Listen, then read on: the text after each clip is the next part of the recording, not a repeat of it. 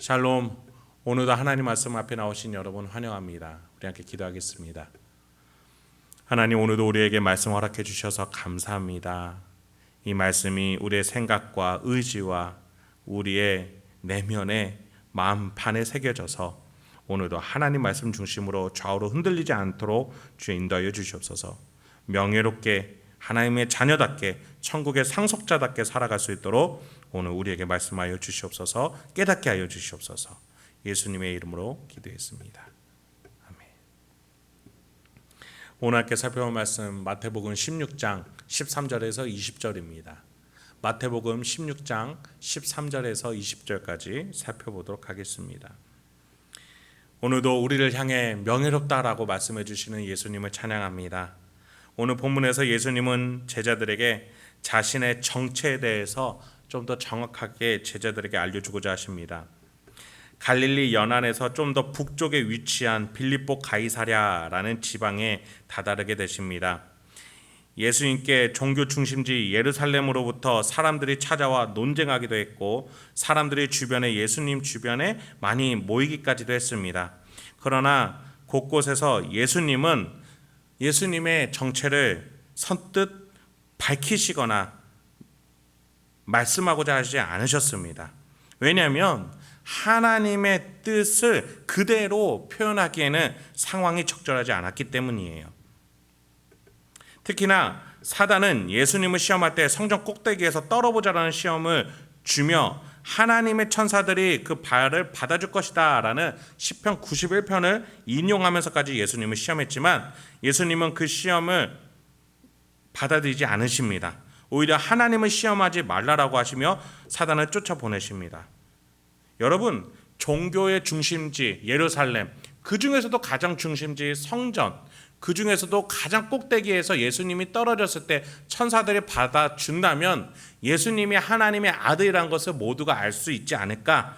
이것이 사단의 시험이었습니다. 그런데 하나님의 방법은 그런 것이 아니다라고 예수님은 말씀을 하시는 것이었죠.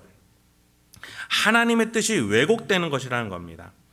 어떠한 신비한 기적을 통해서 하나님의 뜻을 전하고자 하셨던 게 아닙니다.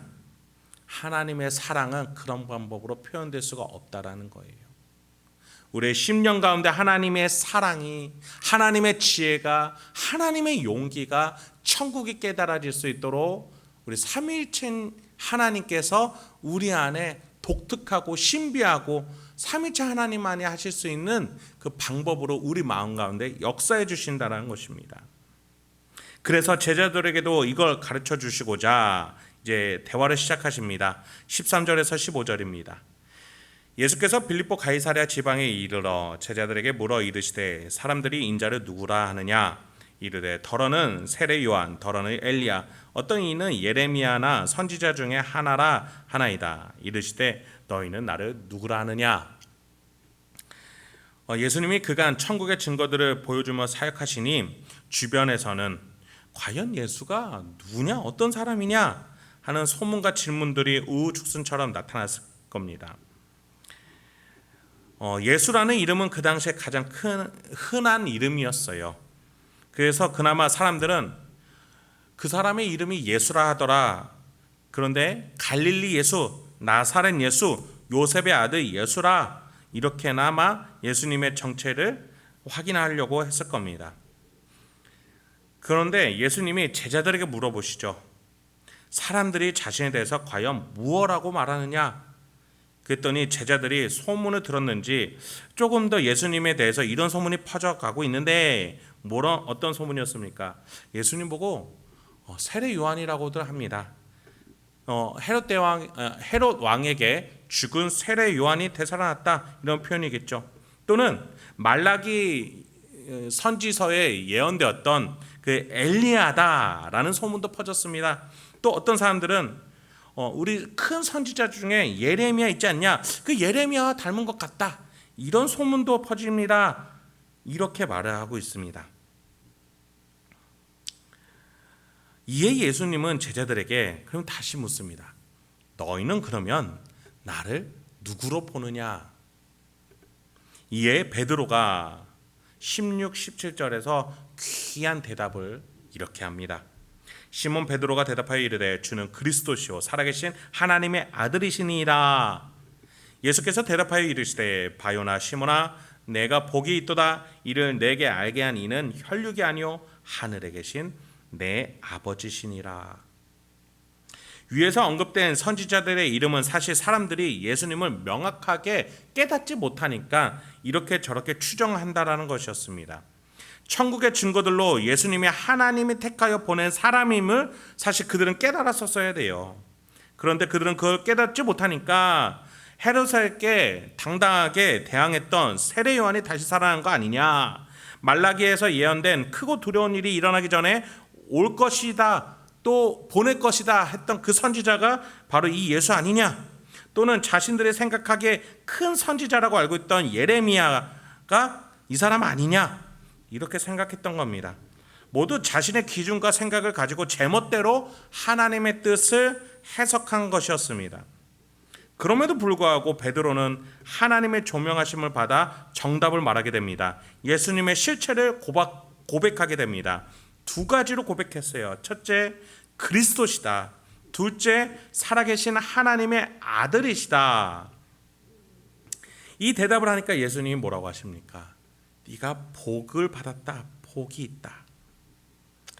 여러분, 하나님께서 우리를 돌보고 인도하시고 깨닫게 해주시는 것만큼 가장 큰 복이 어디 있겠습니까? 베드로는 하나님께서 돌보시니 이러한 말을 할 수 있게 된 것이에요.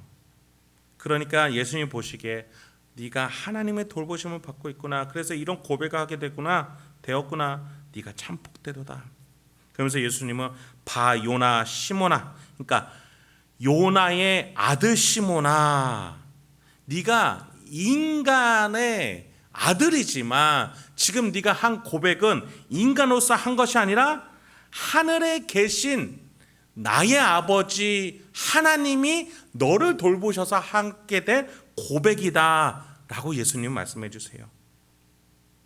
나의 아버지, 그러니까 예수님이 나의 아버지 하나님이 너의 아버지가 되었기에 너가 이런 고백을 한 것이야. 네가 인간이지만 하늘에 계신 아버지가 너의 아버지가 될 정도로 돌보고 계시니 네가 이런 고백을 하는 거야. 이렇게 설명해 주신 거예요. 그러면서 예수님은 이 복된 하나님의 자녀가 되었을 때 얻을 수 있는 더 많은 부가적인 혜택들에 대해서 18절부터 19절까지 이렇게 설명해 주세요.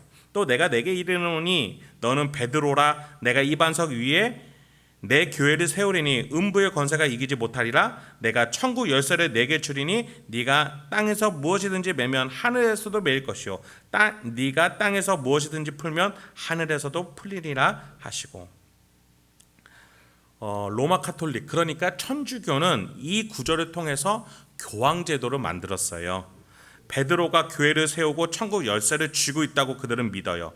그래서 베드로가 죽은 후에 제2의 베드로, 제3의 베드로, 그렇게 해서 지금까지 교황이라는 자리를 만들어서 그 교황에게 천국 열쇠가 있고 교회를 물려주고 있다고 생각해요. 그래서 이 교황을 통해서만 성경을 해석할 수 있고 교황을 통해서만 구원이 임할 수 있고 교황이 지정한 사람들을 통해서만 성찬과 성례가 임해줄 수 있다라고 그들은 믿고 있어요. 그런데 사실은 예수님이 말씀하신 것은 이러한 체계가 아니었습니다. 여기에서 베드로를 말하는 것은 반석을 의미해요. 어떤 반석이에요? 베드로의 고백이라는, 주는 그리스도시요 살아계신 하나님의 아들이십니다라는 그 단단한 고백 위에 예수님이 내 교회를 세우겠다. 음부의 권세는 이 반석을 깰 수 없다. 그리고 이 교회를 통해서, 이 고백을 통해서 하나님이 세우신 교회니 땅에서도 무엇이든지 풀면 하늘에서도 풀어서 복을 내릴 것이고, 땅에서도 무엇인지 매면 하늘에서도 매이게 되는 놀라운 하늘과 이 땅의 교회가 하나가 되어 연합체가 되어 하나님이 역사하시는 교회가 만들어질 것이다. 뭐 가운데요? 어떤 반석 가운데요? 주는 그리스도시요 살아계신 하나님의 아들이십니다 라는 고백 속에 이 놀라운 일들이 펼쳐진다라는 거예요. 그렇습니다. 이 고백을 우리가 믿고 이 고백대로 살아냈을 때에 하늘 아버지가 우리의 아버지가 되시기 때문에 이 믿음 가운데 하나님은 우리를 통해서 교회를 세우시고 음부의 권세를 내쫓으시며 우리가 천국 열쇠를 쥐고 땅에서도 풀면 하늘에서도 풀리고 땅에서도 매면 하늘에서도 풀리리라는 놀라운 기도와 그 응답의 원리를 하나님이 역사하심을 예수님이 알려주고 계신 것이죠. 이 고백이 중요한 것입니다. 사람이 아니라. 이제 예수님은 20절에서 제자들에게 이렇게 말씀하십니다. 이에 제자들에게 경고하사 자기가 그리스도인 것을 아무에게도 이르지 말라 하시니라. 예수님은 이 신앙 고백을 알려주러 오신 왕이셨어요. 너희가 이렇게 하나님의 자녀가 될 수 있다. 너희가 이 고백을 통해서 이 마음 가운데에 삼일체 하나님의 명예로움을 통해서 너희가 이 놀라운 명예로운 삶을 살 수 있다. 이 고백을 통해서 너희는 음부의 권세의 공격도 당하지 않게 될 것이며 무너지지 않게 될 것이고 천국 열쇠를 쥐게 될 것이고 너희가 이렇게 하나님의 교회를 세우는 자들이 될 것이다. 명예로운 삶을 살게 될 것이다. 그걸 알려주러 오신 왕이었어요. 예수님이 오병이어 기적처럼 음식만 주러 오신 분도 아니요, 성전 꼭대기에서 떨어져 천사들이 받쳐주는 기적을 베풀어 오신 이도 아니요, 병만 낫게 해주러 오신 이도 아니라는 거예요. 예수님은 우리를 통해 음부의 권세를 쫓아보내고 교회를 세우고 천국 열쇠를 쥐는 놀라운 신앙 고백자로 하나님의 아들로 세우신 것을 알려주러 오신 왕이라는 겁니다. 예수님은 이 하나님의 계획이 잘못되지 않게 하기 위해서, 틀어지지 않게 하기 위해서, 사람들이 오해하지 않기 위해서 아직까지도 자신의 정체를 가리시고 제자들에게만 진짜 예수님의 정체를 알려주신 것이죠. 그렇습니다. 여러분께 예수님은 어떤 분이셔요? 예수님이 여러분에게 어떤 사람이십니까? 오늘 이 놀라운 가르침을 우리에게 알려주러 목숨까지도 버리러 이 땅에 오신 우리 주님이신 줄 믿습니다. 오늘도 이 놀라운 진리와 고백들 나의 것으로 삼고 살아가실 수 있는, 그래서 명예롭고 풍성하게 살아가실 수 있는 저와 여러분이 되길 소망합니다. 함께 기도하겠습니다.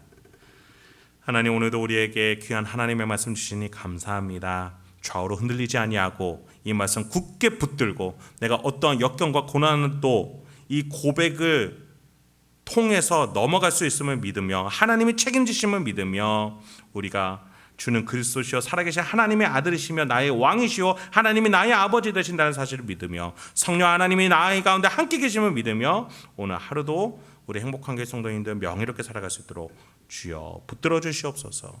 예수님의 이름으로 기도했습니다. 아멘.